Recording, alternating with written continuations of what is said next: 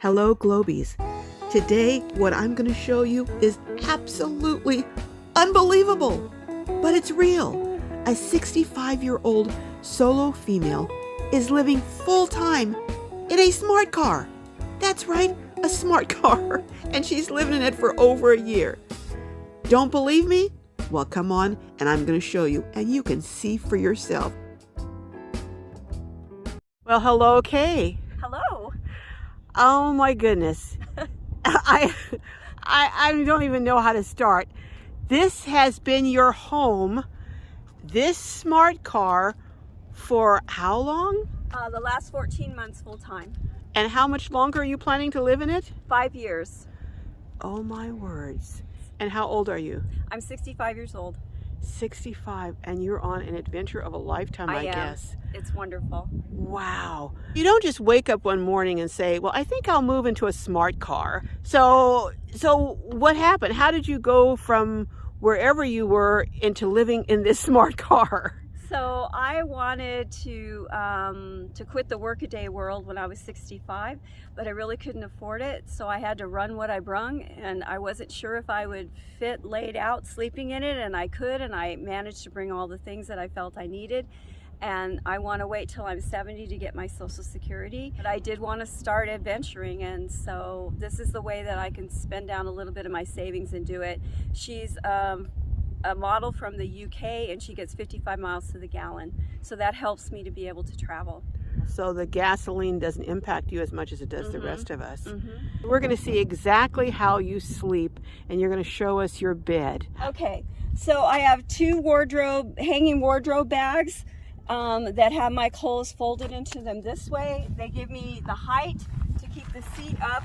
And that's what stores all your clothes in those bags. This is what stores all my clothes. My seat folds forward. This is the back of the seat. For the American models, the seat goes back, so I don't think it would work. But the European model, it folds forward. So this makes it so everything is level with the dash. And so then I have two backpacking pads. I have one that's insulated if I want to go backpacking, and another one. They're inside a summer sleeping bag, so that they don't shift around. That gives me the height and the comfort of, you know, little lumps and bumps. And then also the then you have also two inflatable pillows. You don't need to show those, but inflatable pillows that go underneath there. Right, because like right here, there's a dip down, and so that just fills the space. And because I'm a soft build, everything needs to come out of it. Okay, soft build meaning you didn't take anything out or do any modifications to the actual vehicle inside. Right, so when I take everything out, the vehicle's stock. I haven't removed any seats, disabled any airbags, put any holes in everything. It's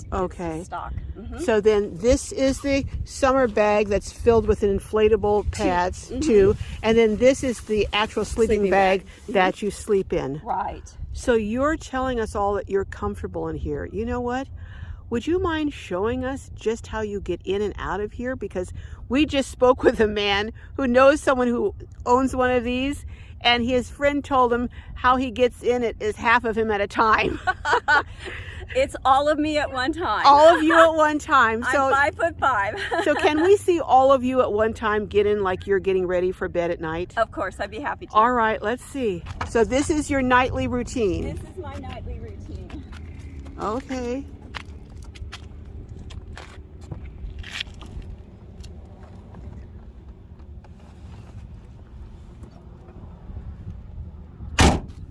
So we got the window open so we can look through. Right. So you climb over. So I'm almost level. Okay. With the bed, I'm just shoving myself back.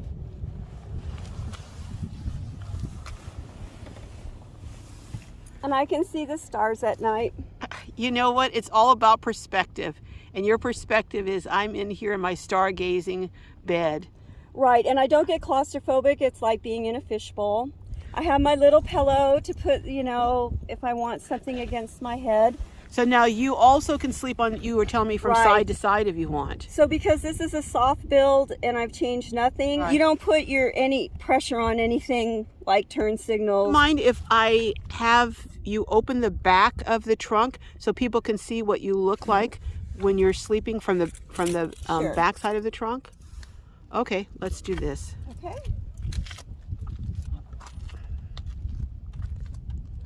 You can look that up. So you actually do fit all of you in here. I do fit all of me in here with the tailgate and the window closed. Wow. I can turn on my side.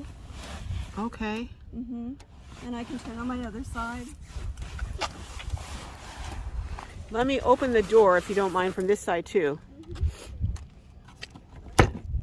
We're just getting the full, the full 360.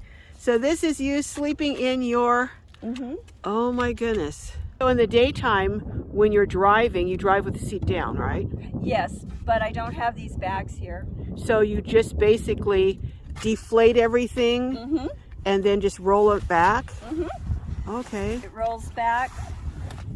And out of the way, and then you've got the full visibility out of that window. Right, that's what I want. Okay. So, and I just pull this bin that I use at night and put it right here, and it becomes my passenger. Okay. And that's basically it.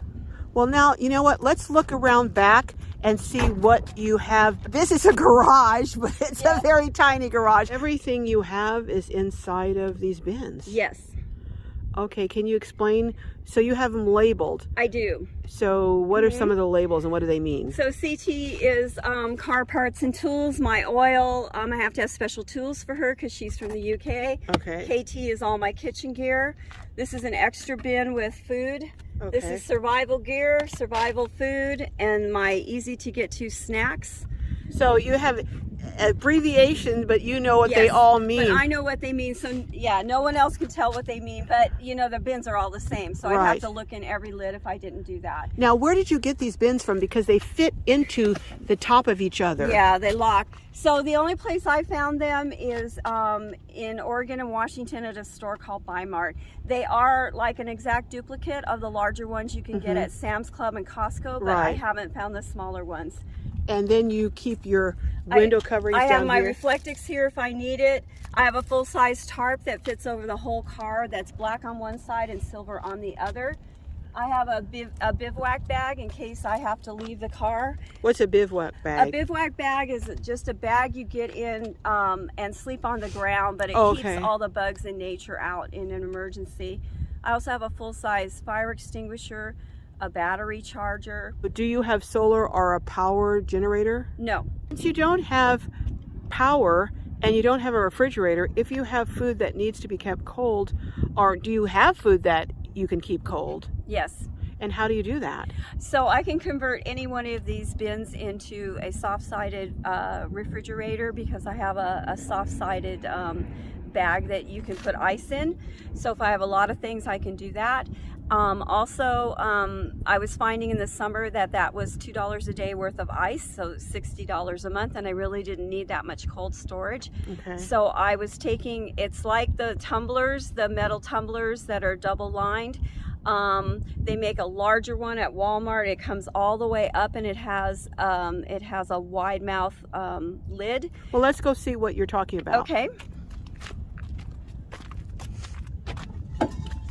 So you kind of use this as your refrigerator. How do you do that? So I can go to the gas station, get 25 cents worth of ice, pour it in there, take my leftovers, put it in a Ziploc bag, coil it up, and put it down inside there.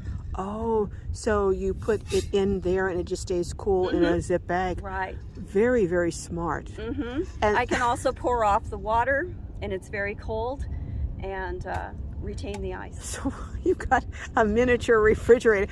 You got a smart refrigerator for a smart car. I do.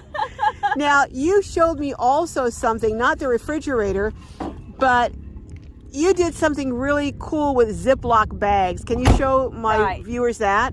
Yeah. So you have a smart microwave. I do. For a smart car. Can you show us your smart microwave when you use that term loosely? So this is a portable kettle. Okay. And it will boil water. So if I go in the library or the gas station or I'm at a campground, I can plug it in. It will boil water in 6 minutes to 212 degrees. And no one really knows because that just looks like a regular Tumbler. Yeah, a regular thermos, a regular, cup. Cup for, yeah, beverage cup. So it's kind of stealthy. Very stealthy. And so what I do is when I boil the water, you can't put things like thick soups and stews in there. It's only for boiling water. Okay. So what I do is I have 2 of these steamable Ziploc bags. And they're just called steamable Ziploc bags. Right. And they're thick like a rubbery fabric. They're silicone. Okay. Okay, so I boil some water and put it in here. Then I put the soup or whatever I want to warm up, and I just tuck it in there and let it warm it up. There's your microwave. Little microwave. Oh my gosh, what's the name of that kettle? It's just called a portable kettle. Let's get that name. And Called hold on. A portable kettle. Oh my, I love this. I'm going to get one of these. And you can decide your temperature anywhere from 95 to 225. So it has on, off, and the temperature. Right. That is very cool. And oh my gosh. So you've got a smart microwave, a smart refrigerator, a smart bed, and you have a smart dining table. Can you show us that? I do. So it's just called a steering wheel tray.